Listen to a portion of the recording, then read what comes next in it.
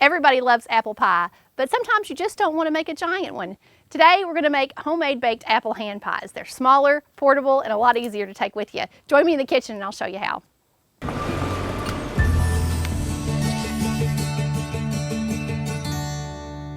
Hand pies. Now these are such a nice novelty to have on hand during the summer during potlucks and that kind of thing, and they're just really cute and they're easy to make. I have a couple of apple pie recipes over on Feast and Farm, but I don't actually have a hand pie recipe, which is not that different. It's just kind of a miniature version.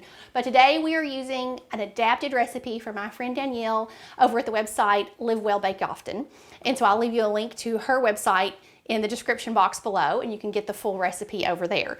But this is a simplified version of hers. Hers would be fabulous. I'm just keeping it really simple. So we're starting with about 2, maybe 3 cups of a tart apple. Now I always prefer a Granny Smith for this because they're kind of firm. They don't lose their shape in the oven. They're not a real moist apple, and they're very tart. So I like that contrast. You can use a Gala here. You could use a Honeycrisp, whatever you prefer. And I used an apple slicer to slice my apples up because my hands are a little weak and it's kind of hard for me to just cube these, but you could certainly cube your apples if you didn't want to have yours sliced. Now, all we're going to add to this is 2 tablespoons of flour and 1/4 cup of your choice of sugar. Now, it can be coconut sugar, it can be granulated sugar. This is organic cane sugar, which is an organic version of regular granulated. So that's what I'm going to be using. And then I'm going to put in a teaspoon of cinnamon.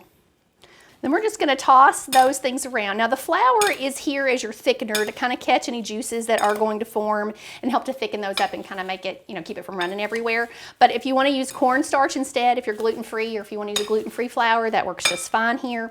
So just toss your apples around. Some people like to actually work on their pie dough first and then make their apples after the fact. Well, your apples are going to turn brown no matter what. So to me, it doesn't matter. So I've got my apples. I always do my apples first. Now let's move on to our crust. I have a recipe for an all butter pie crust here on YouTube. You can check that video out up here if you need that, or you can use a store-bought pie crust for this. It does not matter, but I happen to have my homemade here.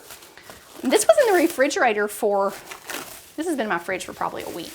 So you can also really freeze pie crust really well. So if you wanted to freeze them and keep them keep them that way, that's perfectly fine. Now, I've got my oven preheated to 400, by the way, and I have a gigantic cookie sheet with a piece of parchment paper on it over on the other side of the room. We'll get there in a minute. Now we got to see if we can get this. This is really cold, so I may have to take a minute and let it warm up just a second.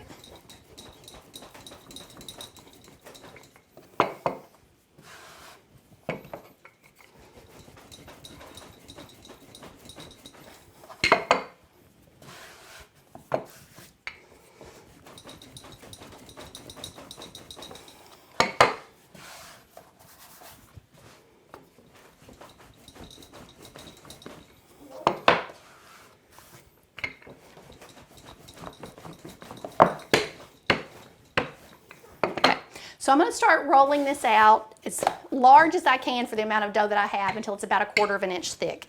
If you're using store-bought pie dough, you're going to want to make sure that you buy 2, because there's usually 2 in the box, and you can use those. Now, I haven't seen a refrigerated pie dough in my grocery store in over 6 months. So you can't let that stop you. If you can't find what you need, don't let it stop you. Just make it. It's all right. Everybody's like, don't do that. Do that. Learn the skills you need and make sure you put them to use.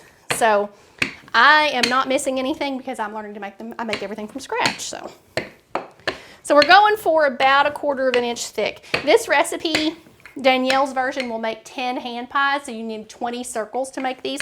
And obviously you can make them larger or smaller. So if you make them smaller, you're going to get a lot more out of this than if you make them really big. Okay. So I am going to use a wide mouth mason jar for this. You need something circular that's about 3.5 inches across. So that could be a drinking glass, it could be a soup can, it could be anything like that. So all we're going to do is we're going to set that up here on the edge of our dough. Okay. So we're going to cut some circles and we're just going to follow the outline of the mason jar. And of course the good thing is that you can re-roll your scraps with this. You don't want to re-roll them tons and tons of times, but a little bit won't hurt anything. So I'm going to just roll a couple and just show you the process for how to make all of these. You don't need to watch me make all 20 circles, but all we're going to do is cut these out. And I'm using a really good flat, sharp spatula. This is a Rada spatula, and they are truly so sharp. And so I'm going to use that to lift these circles off of my cutting board. But all we'll do is take the first one. We're going to put just a few of these apples in here. Now mine are big. Danielle was smart and she made hers kind of smaller so they would fit in there. Then I've got some egg wash here, and this is just egg and water that I have mixed together, and I'm going to run that around the edges so that we can get this to kind of seal up. And if they don't seal up, it's not the end of the world. I mean, you know, it's not going to hurt anything. Just do the best you can. Now, you're going to kind of have to stretch your top one to get it to fit over your apples, right? That's all right. Just make it fit. Rustic is good, homemade is good. We're not afraid of that, so it doesn't have to look perfect. Then you can use a fork and kind of go around your edges if you need to. Mine are decently sealed. Then I'm going to take a knife and I'm going to poke 4 holes. Those are vents and they look cute. And then I'm going to take my little brush and just put a little bit of that egg wash on the top. It'll kind of help it to brown up. You can even sprinkle a little bit of like raw sugar on top of these to give them kind of a little crunchy effect. Really, really cute like that. And then we're just going to use our spatula and we're going to pick it up. And then I'm going to take it over to my cookie sheet and lay it on.